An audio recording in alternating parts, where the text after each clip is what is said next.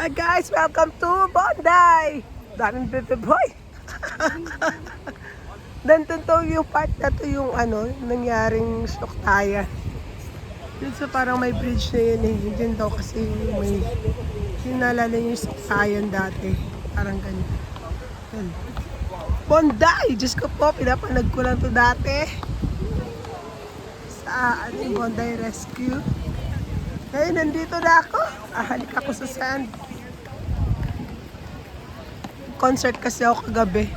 After party ng graduate na si Joy Joy. Nag-concert ako. Para okay kami na mahaos ako. Kaloka.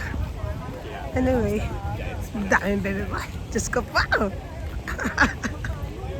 Masarap.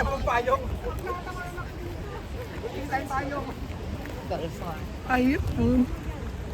Yung beach. Ayun. Bondi! Lagi ako nanood ng Bondi Rescue dati. Parang Australian version ng Australian version ng Baywatch. Pero real life siya. Hindi kagaya ng Baywatch. Tapos ngayon nandito na ako. Ang longest beach. Ang haba. Partida, wala akong sunscreen. Yun nauna na sila. Yung aking family members. Charot. Ito siya. Naka-green. Siya yung CEO ng school. Yun yung husband niya, yung teacher ko. Ito yung graduate kagabi. Yan. Ay, kahapon. Yan. Si Joy Joy. Yung aking protege.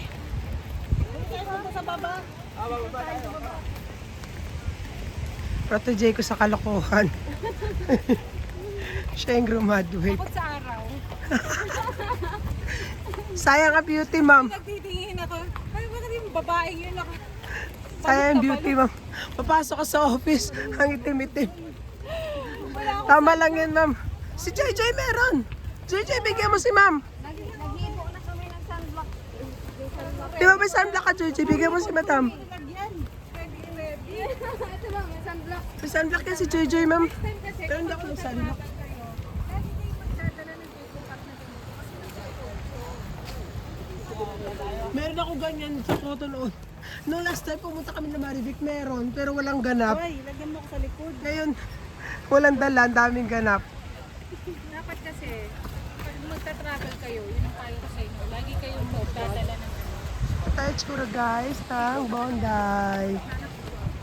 Oh, kinis ang likod ni Ate King. ang kinis nga, ang puti.